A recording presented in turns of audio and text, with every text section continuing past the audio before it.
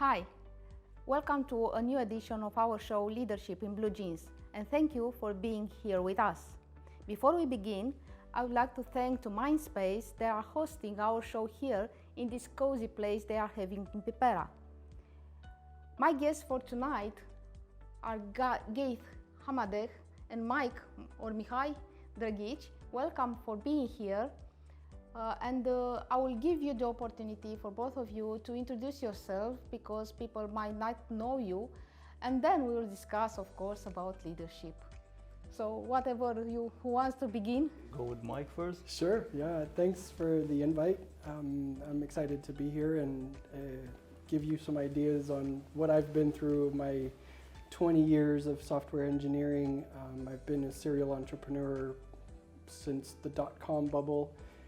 I've built startups all over the world, and I lived in India for almost 5 years. Okay.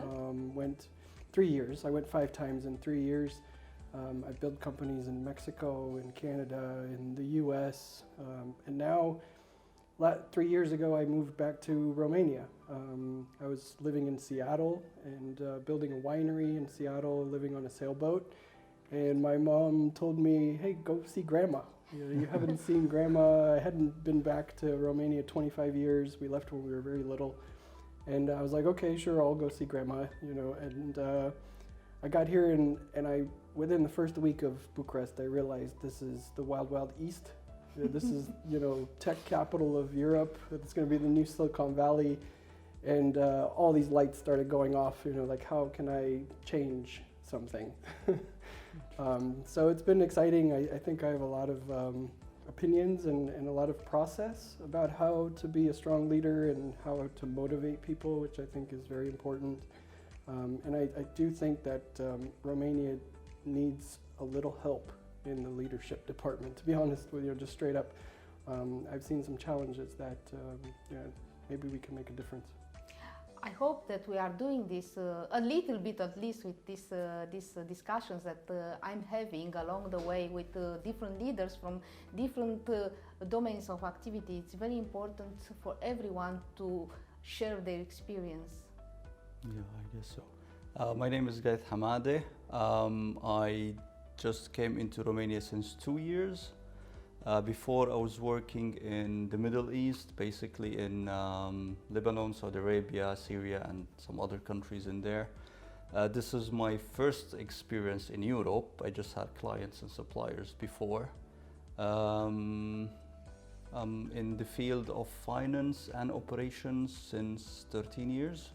I started in finance, moved into operations, and then into general management. Most probably working in the field of operations, mechanical, manufacturing, or industrial fabrication, which is quite interesting, especially in Romania. I know they had a lot of factories also in the ages of Ceausescu. Mm-hmm. Unfortunately, maybe not anymore, that big structures, but it's still, the base is here. A lot of industries which are in need or thirst for improvements and challenges, which I moved in here. The reason why I moved here is we shut down the business I was working on because of the drop in the economy in the Middle East, and because I'm married to a Romanian wife, so you took this opportunity to see if here will be better. Yes, so we took that step. We moved in here, met some nice people like you, and thank you.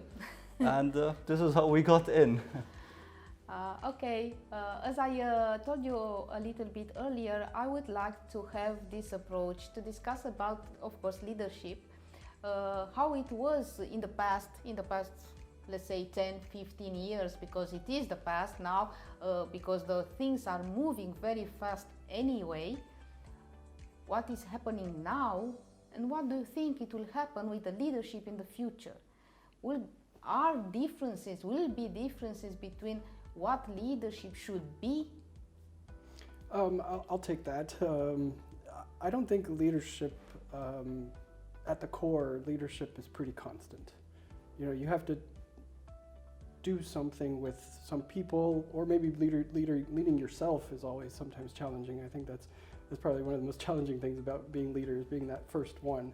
But you know, the idea of being a leader and innovating and changing a process, you know, we've all understood that it's very hard to change your habits, and it's just human instinct, you know, to want to just do it. If it's not broken, don't change it, right? Mm-hmm. As they say. So taking that first step, you know, discovering America and being the first one to do anything is always really challenging, especially because sometimes, even though you might read books, or you know, you watch a video, or you had a good mentor or advisor, you're never going to know everything.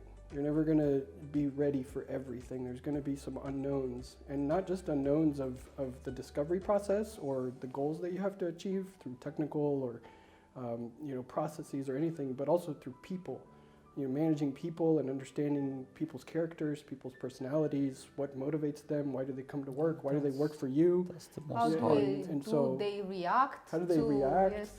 Yeah, and I think, you know, you can't really do a lot of innovation without a team. And so managing your team and making sure that everybody knows where you're going, why you're going there, and what's going to happen with everybody when you get there. Those three things are usually what I focus on. And then making the process as clear to everybody that's doing something about it as possible, so that it's clear for the leader, for the visionary part, setting the culture, so you know what the day-to-day situation is for everyone, so they know what to expect. And you try to remove all the unknowns as much as possible as a leader, right? You try to make their life as easy as possible so that everyone's comfortable, because not everyone is a leader, not everyone wants to be first. A lot of people love to follow.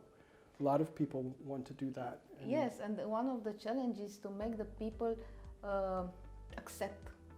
Yeah, accept. Exactly. Yeah, accept what's coming. Yeah. Exactly. Yeah. Well, I do believe that the basics for leadership, they're constant through the time, but the environments are changing around us. I guess the most important thing is to keep a balance between what you got to do and the reality of what is really happening. Also between what you receive from either owners of business and what is the team is capable of doing. This keeping this balance in between both, and just minimizing the gap in between the upper and the lower level. I guess that's constant everywhere. For example, now we're going through this COVID period. This is a new challenge for everyone, for each business. At a distance. You don't have a lot of FaceTime. That usually helped a lot. Now you're all remote, online. Exactly. So this, for example, is a period where it's going to shift maybe the type of leadership maybe into more IT, or into more applications, or into more distance work. And training, I think. Training would be important. Exactly. Yes, there is this idea that the new leader is not the person on top of the people, is the person between the people. Yeah, I like so that. it's a different. Yeah. Well, maybe before previously it was more like having a boss rather than a leader. Now those things with more education, with more teamwork, and more new principles come in. I guess, yeah, if you want to be a good leader, you need to be for sure a team member, and you need to be at the same level with your team. Anyway, for example, in my case, I would not reach good results if I would not be having a very good relation with my team members. Basically, I do learn from them a lot, and mainly they do most of the job. You need to direct them somehow. Because being a leader, you just need a piece of each department, maybe, because they're doing the job, yes. They're specialized, they have the details. You just need to connect the pieces of the puzzle together. But without them, for sure, there's no puzzle, there's no picture. So yes, it's the same approach like, you know, a boss you have to follow, a leader you want to follow. Right. Yeah. It's a different, and as you said, now the leader should be for us in the first place, because if we cannot lead ourselves in one manner, I don't think we will be successful in leading others too much. No. Yeah, you have to have that the drive, you know, the passion, the drive, the motivation, and you don't just wake up in the morning with that. I mean, I wish Today it was that I'm a easy. leader. Yeah. Yeah, today I'm gonna go conquer the world. Yeah. Yeah, no, that takes time, and it took me years. I probably say probably over 10 years to just start understanding what it is. But I had a project, just to make a more concrete example. I had a project in the States where I was working in a huge engineering team, and there was a team of engineers. Half of them were offshore in India, half of them were in the U.S. The seniors were in the U.S., and then sort of the mid and juniors and some managers were in India. And this team, none of the engineering managers wanted the team. It was probably one of the worst performing engineering teams at the company. They missed, you know, a lot of deadlines, their burn rate, their roadmaps. I mean, everybody didn't show up to work. They were always sick. Like, it was the worst situation you could think of. And I was like, absolutely, I want to try that. And even though my technical abilities weren't like, you know, oh my gosh, you know, here comes a great engineer, and, you know, let's follow everything he says. I wasn't like that. What I did first, my first 6 months, all I did was learn everything about every single one of them. You know, I went to lunch with every single one of them. I became sort of, you don't have to be like best friends out of high school, but you do have to have a connection with people, like you said. I mean, that's really important to understand the synergy. I 100% agree with, like, you cannot change anything before you understand the people around you in there, and you need to just listen and observe in the first couple of months. Absolutely. That's and then exactly. one other aspect which I think was really important, this was a 30-person engineering team, and all the previous managers said, no, it's too big. I have to break it into 2 teams. Okay. I thought that was a mistake, because this is really the same product team. They're working on the same final result. Why do they have to be split? Like, you're splitting America into blue and yellow, right? Blue and red or whatever, and it causes problems. Let's unify that team. I said, give me all 30. Put them all under the same roof. They're all the same. I mean, they're in the same house. Why do I need to put some outside and some inside? Like, it already caused division, and they already started having, you know, like, their own little churches is called in Romania. Little churches, right? And this was already causing problems because, you know, they were sort of competing against themselves. And I said, no, give me the whole team. I'm going to just try to unify them, but give them division of responsibility, not division of team. And just that fact alone, yes, it's harder to manage because you have to go shake hands, right? And like you said, you take a lot. It takes a little longer. Now you go elbow, right? No elbows. Yeah, but that's important, is unifying the team, making sure they're all looking in the right direction, right? If we're going to go through the forest together, I don't want one of them running off to the side, getting lost, you know, not knowing when we all get up and go. And that was really important to having, you know, being a leader. You have to unify your team. You know, it's just sort of like the military tactics, right? You unify everybody, you put them, you strategize, and I kind of like the military stuff a little bit. Do you have a military education? No, I don't. No.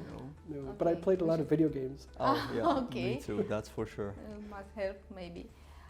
What do you think about the future? Will the leaders should be changing, or it's about their skills, it's about their mindsets, maybe?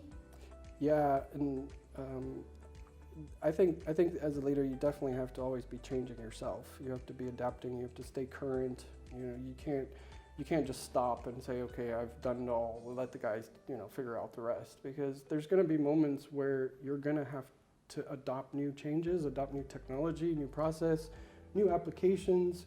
All kinds of things are going to happen, and you don't want that struggle to fall on your team. You want to take the front hit, right? As a leader, you're supposed to take that first hit and survive it, and then teach them how to get the hits after that, but make it easier for them. I think that's really important. So being a leader, you know, clearly we don't know what the future is. Would you like to be that leader? I do, yeah. I've built a shield. I've built a really big shield over the last 20 years. I've learned how to really deflect, you know, the problems.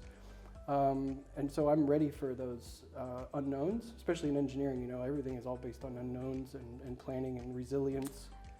So and I think the technical people is just my yeah, thinking. technical side is a little. Yeah, they are more rigid. I don't know. I think I have a brother who is an engineer, and I know that he thinks a lot different than I think, and probably even though he's learning a lot every day, of course, but related to his job, to his.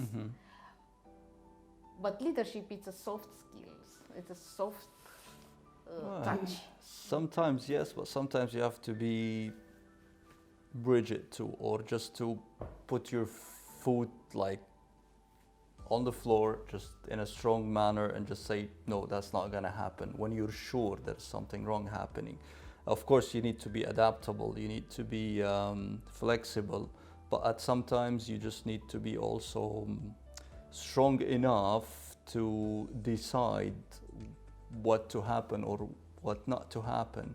Otherwise, you might get a big hit, for example. I don't know. If I would remember an example,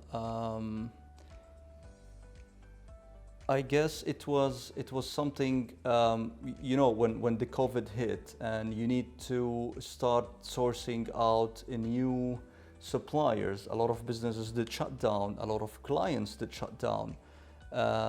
So there are different approaches have been followed before, and they wanted to keep on doing the same. Well, you cannot keep on doing the same anymore because they wanted to keep on waiting, for example, for some businesses to reopen. You cannot do this. You need to resource something else. So no, you need to say, no, we're not going to contact this supplier or this client anymore. And you need to start putting more efforts to find something else. They're not accepting the change sometimes because they want to stay in their comfort zone. But you need to just say, no, that's not going to happen. You're going to do 1, 2, 3 from now on. And you need to push them sometimes. So yeah, flexible, and it's a balance. I don't know how to define it better. And being accountable, you know, having the courage, and especially if you do make mistakes as a leader, to understand how to accept that, you know, and how to communicate that. You need to be humble about it. Humble, absolutely. You know, I made a mistake. You know, I made the wrong decision. We got hurt, right? But let's learn from that process so that it doesn't happen again. And you know, not just you as the leader should realize that and be really good at that, but also helping your team when they're feeling down, you know, when they're not motivated or depressed, or they're overworked, or you know, you should be able to sense that because you've gone through it and you know the signs. If you've never gone through that, you're never going to know what's happening. So I think that you have to be balanced. You know, you have to have some experience, and you have to have gone through some very emotional, stressful situations, because that's, you know, when you're compacted and you're pressure cooked, right? That's usually when there's breakthroughs, right? Because otherwise, if we're all sitting around and it's sunny and, you know, there's no COVID, we're not going to change. We're going to keep paying with cash. We're still everything's going to be fine. But now the world will be the same in 30 years from now. Yeah. We'd still be using phones with buttons or dialing like. Yeah. Did you catch that phones? I did. I did. I had a BlackBerry. For sure. Well, there is a challenge for leaders, especially in Romania, how to convince or motivate their people to learn, to take courses, trainings, and learn, and not about only their strictly technical issues, but for things around it, because mostly the big companies are having these training programs, e-learning maybe mostly lately, but most of the people are just going there or taking them because they have to. Even on that off-site training, they went there because there was a party sometime or because they had to. There are too little people that want the learning. How do you convince them to learn things? I can take that and I'll give it to you. You're starting with you all the time. It's fine. You go on. So I think I saw and I thought this was really great. So one aspect of and I think I mentioned this a little while ago, is not just telling people what to do and what the next step should be, you know, and limiting that vision scope. It's why do we think you should take this class? What is the why? You know, the why, the what, the how, and those words.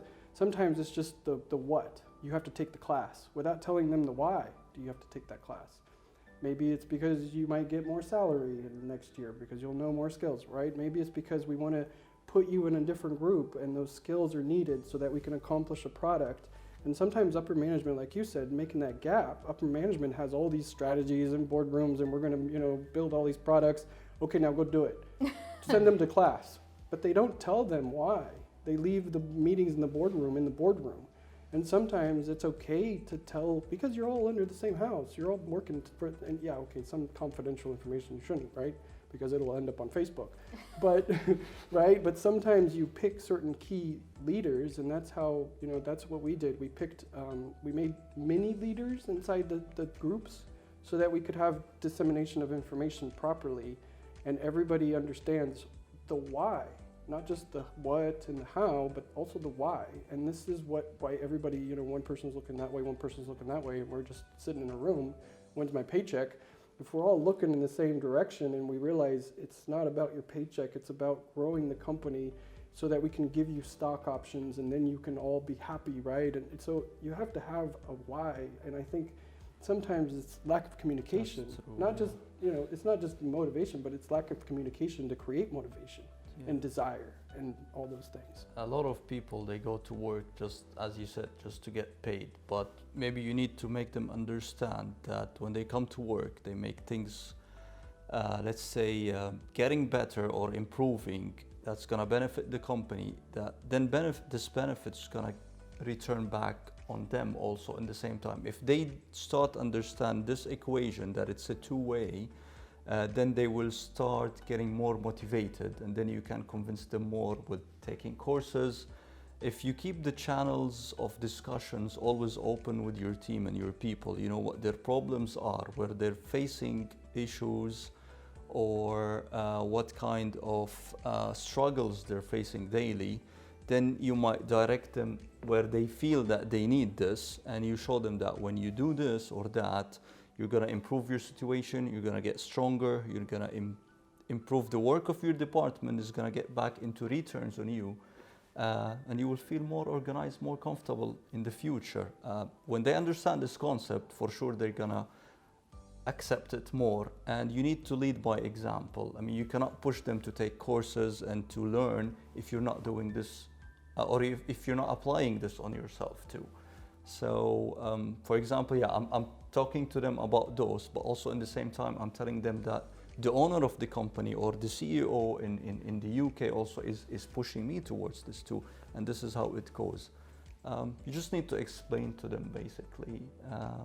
So the magic word is communication, actually. I it's guess not motivation. So. I guess so. Yeah, it ends up as motivation, but yeah, communication is key to everything. Yeah, we do have daily meetings, sometimes just half an hour, just to, how you're doing, guys? What are the problems today? What have you done with this yesterday, or whatever? Just keep on talking and see their reasoning behind those problems, for example. And then you can analyze this data and make decisions onward. If we are talking about the future leader, I think one of the situation will be that we are referring to globalization. Now, more and more people are using online communication, online meeting, video meetings, whatever, and so they, in this pandemic period, many of them met their colleagues from other countries.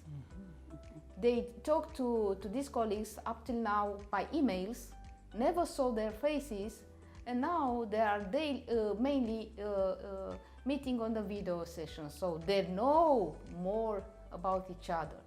So there will be more and more cases that a leader will lead people from different countries, different cultures, different, I don't know, approaches. Now I have the opportunity to have two leaders now which have this experience of knowing different cultures. How do you see that? It is I don't know, a challenge, a good thing? Do you learn something from it? I've learned so much. In my first week in India, I thought I was going to die, but after I got used to everything, I fell in love with India. Like it's probably one of the most beautiful places, and the people were what made it so beautiful. And that's I think experiencing other cultures, experiencing other ways of thought and culture, and you know how people work together through different things. I find it fascinating. Like I absolutely love that. But I'm a people person. You know, if you can't really be introvert and not, you know, have a lot of opinions about, you know, judging people and doing all that, and then being acceptable, you know, having acceptance of differences. So if you can't, you know, if you're not a very good person with other people because, you know, oh my gosh, you know, that person, their personality is horrible, and I can't stand, you know, that person. And if you have those sort of opinions, it's going to be really hard for you to accept differences. So first of all, you have to bring those walls down, like you said, like internally with yourself, you know, your insecurities, your faults, the things that, you know, cause you to get emotional and all those things. You kind of have to put those second and put the people first. And they're way more important because without them, you're not going to have a job either. So I think that's the key right? point. That's exactly the point. So now we are changing the sides because up till now the leader should make people accepting things. Now the leader should accept people in order for him to grow or the people to follow them. It's a changing world, and now the technology is changing too fast for us, I believe. Because we as human beings, we have to follow it. Will we be able to follow it? This is my big question, because in the past 10 years, the technology changed more than it changed in the last 50 years. And now we have around 40, 45, at least I have, and as we say earlier, I catch up the phones with discs. And now I'm using a smartphone, so I was quite able to adapt, but the things will change faster than that. Will we be able to change? You have no other choice. You will be forced to change, otherwise you will not be able to live anymore, I guess. Like imagine, for example, I don't know, we've started working sometimes with MS-DOS before Windows. Okay, the change, well, oh, that's Windows is something coming new, but I mean, imagine yourself now, you cannot work on Windows. we're without internet. You're doomed, or without internet, or We wouldn't be able to do this show. Yeah. Right? or you're still using the old typing machine, which is, and you go in instead. Like, if you don't manage those changes and you don't get adaptable, you don't adapt into those changes, I don't think you can survive. I don't know. Guess Nokia. Yeah. Nokia was an Yeah. example. They didn't manage to do that switch as the other companies did, and then they lost their business. So Blockbuster. yeah, if you don't do it, I guess you're doomed. You have no Yeah. choice. You need to. Or the community shrinks dramatically. And so you'll have isolated pockets of people that just simply don't want to change for whatever reason. And they're fine. You don't have to really force everyone, like, Mom, you have to go buy an iPhone because, you know, like my grandma, she still had a Nokia. She loved the buttons, and they were really big buttons, but she could not accept a phone without buttons. And that's okay. I'm not going to, you know, and plus I don't think I could sit with grandma and be patient enough because there's so many things happening, right, to try to teach grandma how to use a phone without buttons. It's okay. She loves her phone. I don't need to change that. But I think, you know, if the world is accelerating so fast, like, you know, my son and my daughter, they don't even know what a Laserdisc is, what a pager is, right? What a Super Nintendo is. They just know iPad, and they can unlock an iPad faster than my dad can. So, you know, the generations are going to come, and they're just going to be born with it, so to speak. And I think what's going to happen is the change is going to be so much faster than in our human lifespan, because our human lifespan was you know, 100 years or whatever it is. things were moving so slow, like every 500 years, every 1,000 years, you had enough time to communicate from generation to generation what to expect. Now, probably by the time my son grows up to be 18, he's not going to have to drive a car, right? How do I explain that to him? Like, you're not going to have to drive a car. He's going to explain it to you later But on. It's crazy. let's put your son together. What about you? I mean, I'm Because- okay because I'm a tech guy. Like, bring it on, you know. I can't wait to put my feet up in the car and, you know, take me to work. Like, I'm okay with that because I'm very open to the change. I'm actually building a startup in Bucharest where you pay with your face. Yes, I Right? was talking to my So- colleagues That's about that. interesting, How is it going? Like you said, it's hard. People are scared of, you know, where they're gonna, you What? know, Is my face here? my Oh, face, okay. you know, they're tracking me, blah blah blah. They're putting chips in me and all these things. Like, you know, it's scary. Like, you know, people are scared of innovation. They're scared of doing something new. You know, we just got used to Apple Pay and NFC and all this stuff. Why do I need, you know? I don't understand how is this obsession with the chips? They already know almost everything about us. Yeah. Come on. Exactly. You don't want to put a chip in you, but you put everything about you on Facebook. On Facebook, yeah, it's the same thing. It's what is the difference? Google knows where your phone is all the time. You know, so does Apple. They just, you know, don't tell you. But, and I, you know, I'm just saying.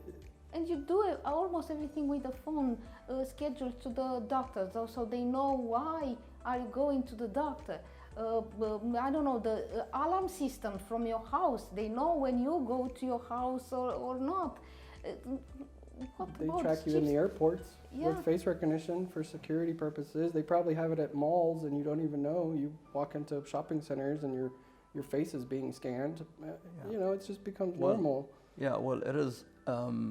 It's nice to happen as it's happening. When the change is happening, you might accept it. But when it's forced, I guess this is wrong, or this is where the problem is. Yeah. For example, Choice. you bring the vaccine and you say, fine, it's optional for whoever wants to take it. But imagine after 6 months, I'm going to travel, or you're not allowed to travel without having the vaccine. Well, then you have to. But that's going to be hard. Well, it is forced somehow. The forcing of it, this is, I guess, what's making people afraid. They're not leaving it to be, like, for example, vaccines which were given to Africa, for example, where it's a choice. You want to live, take those vaccines against cholera, against AIDS, or whatever diseases which did spread in there. But this one, you feel there's something been forced. I know the world is split into two polars now, with and against. It's the same with education, if we come back to that, because if it sounds like it's something forced, Then they will people are reject more it. scared, or they're Yes, they rejecting will it, reject it. basically. Yeah. yeah, probably, and we come back to this magic word, communication. It's about that. Yeah, and the experience of going through that change. So, you know, just like I mentioned earlier, you know, trying to lead your team through what they're about to go through, and trying to sort of give them a vision of what to expect, right? If you're going to pay by face, this is what's going to happen. You're going to go to an iPad, you're going to create your account. It's just like creating any other sort of account. You know, it's not something new. You don't have to, you know, whatever. You don't have to go through this dramatic thing. But imagine you're at the beach and you have to create stories. Storytelling, I think, is very important, right, in communication. You have to build stories. You can't just be like, tuck, tuck, tuck, tuck, tuck, because people will tune you out. So you have to create a story behind it. That's how, you know, we knew about history for years. So telling a story of what to expect, you know, you're gonna go, you're on a beach, you know, let's hope we all get back to the beach this summer. Hopefully. And you just got out of the water, and instead of worrying about, oh my gosh, where did I leave my phone under the towel? I have my cash hidden away, you know, maybe I dropped something in the sand. It's ridiculous. I could just get out of the water, go to the bar, scan my face and buy beer, right? And keep my phone and my money in the car, safe, right? And Well, so, depending. yeah, it depends Yeah. where your car is, right? Yeah, but that's the experience. You have to give an experience, and that's sort of the same thing. You know, you go take these classes. Imagine how much you're going to know about this thing that you don't know now, and it stresses you out because you know you have to get these things done, and you're struggling because you don't know the process. Well, this class is going to make it so much easier. You're going to understand. You're going to be able to communicate better. People are going to be able to interact and integrate and blah blah blah blah blah, right? And so you have to build that experience and get them used to it so that, oh my gosh, this really is easier. It's more convenient. It's faster. It's safer. It's and I think those are the key words. Yeah. If would be to choose one word to describe a future leader, what would that be? I know it's difficult to only have one. Only one word. But, I don't know. The first it comes into your mind. I don't know. I mean, adaptation, I think, is always important. I don't know. Being able to adapt to any situation is important. That's always been a really important word to me. Adaptation, any form of that. Yeah, well, it is close. I wanted to say keeping a balance also. I don't know, staying wise or calm when the hits are coming. This is how you adapt, basically. I do agree, but you can understand the word in different... Yes, of course, the perspective is different. The people that are communicating to are different, and then the form... For sure, it's accepting changes, I guess, and adaptation. I do agree. They said that the change is the only sure thing in our life. Yeah, right. So it's about that. Yeah. Well, now the trend, if you go over internet, Google, whatever, and want to read about leadership, many of them, of articles, are saying about that everybody should be a leader. I don't know exactly what that means, besides that everybody should be leading himself first. But do you believe that if you are a leader, you have to build other leaders around you? Of course, that proves how good leader you are if you can create new leaders also. I guess that's a proof that you're a good one, basically. If you are a leader and you just keep the gap bigger between you and your team, you're not helping them, and then at the end you're not helping yourself. You need to build leaders in everyone, and in order to start, you need to build a leader inside you, like to face your fears, to accept the changes, to accept the problems, the challenges, to accept sometimes being put in a position where you didn't do something wrong, but you're still being, let's say, blamed for something. You need to understand all those, and you need to accept them, and this is how you teach yourself, basically, how to accept those things. And if you manage to do that with yourself, for sure you can manage to do it with other people. It's more difficult, I guess, within yourself than on other people. It's easier to give advices, it's harder to put them on yourself. Yeah, like when you say it's, when you ask people who wants a change, everyone wants a change, but who wants to change, it's no one. Crickets. Yeah, no one. It's everybody disappears. Yeah, everyone disappears, exactly. Or a few stay. Yeah. So you have to change yourself. One of the good things from this pandemic period is that many people, of course, because they were forced about the context, started to be more open to this flexibility and change and adaptability, as you said. And they accept faster new things. Of course, not fast enough from my point of view, but I will give you an example. We are developing we were developing a project since 4 years now about the video CVs, and we visited many companies. Almost everybody were enthusiastic. Wow, good idea, I like it, best idea, okay, let's use it. We will think about it. It's like this. Let's use it on candidates or companies to be using to accept it, you mean? Both of them, but most companies. Companies. Because we are talking about procedures, we are talking about making a change in your company, and this means that you have to fight for a new idea, which is difficult sometimes. But right now, all of a sudden, in, I don't know, 1-2 weeks, after the shock that we have at the middle of March, everybody wants it. Of course. What is different? Yeah, nothing changed. They've been forced to it. That means it was a good idea anyway. You've expected something from the future. So I've been a mentor at Tech Ventures Incubator here in Romania. We launched it last year, I believe. We've gone through 3 groups where we bring in startups at the very initial stages, and we go through that process. And I've gone through several accelerators in my life. I just did 2 accelerators last year in Amsterdam with both my startups. And there's a process that goes, first of all, clearly in every startup pitch deck, the first slide is what problem are you solving? And so this is a perfect example because it's called Horizons. So you have Horizon 3, Horizon 2, and Horizon 1. And Horizon 3 is like way over there, like I don't know if we'll ever make it. Horizon 2, it's like it's getting closer, and Horizon 1 is it's solving an immediate problem. And so when you have an innovative, disruptive tech that is just going to make your life better without actually solving a problem, because the things that are happening right now are solving those problems, it's going to be really hard for you to overtake it.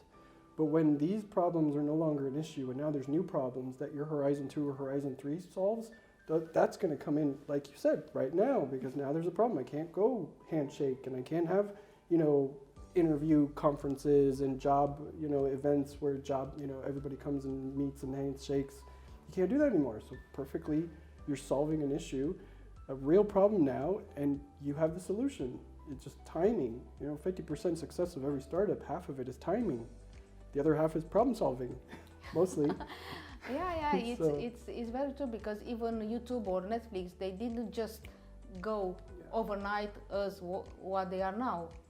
No. It's just that, perfect timing to be there when people actually need you or understand that they need you. Even in films, I think Avatar was made a scenario more years behind, but they decided to launch it when they did because they believed that was the good timing for it, and the people will be ready to receive and watch a movie like that. Yeah, and that's the same thing in leadership. If you have a new project coming down the pipeline, you have to time it, because if your team's already, stressed out or overworked, or they're trying to have deliverables, as a leader, you have to know when to make that transfer. When to plug in. Here's a new feature, we have to build this. You can't just build it, right, without thinking of the consequences it has, right? Because you sometimes you only have one shot.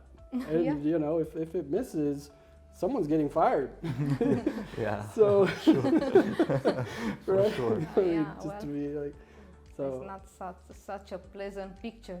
Yeah, but sometimes it's not so dramatic always, like sometimes. But some there's consequences to every action and reaction, and if you want better chances for success, you have to plan. That's why planning is important. Your tooling. Plans do change also a lot, but you need to have a plan for sure. And you have to have a plan for the backup plan. Yes, that's true. That's very plan true. for the plan. Yeah, but if there is no true and you don't understand your current situation, you won't be able to just keep moving on. Anyway, plans are done to always be changed and adjusted or modified over the time. It's interesting. Maybe we should do something together. I mean, there's a lot of similarities in between the way of thinking. You believe it or not, but our time is off. So I believe that we have to discuss still about next Christmas. So maybe we'll meet again. Hopefully. But for the time being, I want to thank you, both of you, because you come here. And I hope that our viewers will learn something from what you say, from your experience, because this is our objective, to let people know what experience are and what they mean. Because from experience, you maybe learn faster than from books. I don't know. Yeah, I think so. Thank you. Thank you so much for the invitation too. Thank you very much for following us. And please come again on piațamuncii.info. Goodbye.